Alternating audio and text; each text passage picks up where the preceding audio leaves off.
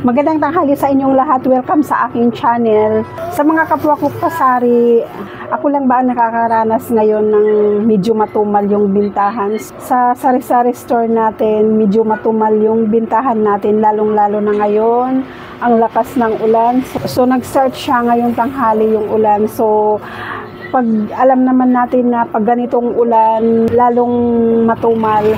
Minsan mabili, minsan matumal. So tuloy-tuloy pa rin tayo kahit nararanasan natin na matumal ngayon yung bintahan natin sa ating sari-sari store dahil wala masyadong pera ang tao ngayon. So isa na tayo doon sa walang pera dahil matumal nga yung binta natin. So mahina rin yung kita natin sa ating sari-sari store.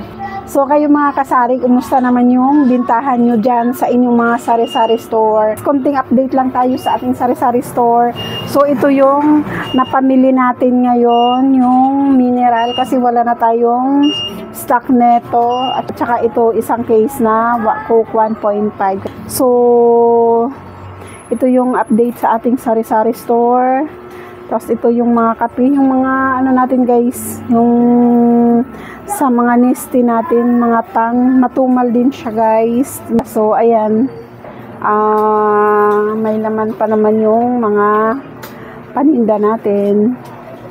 So yung wala lang dun yung alak.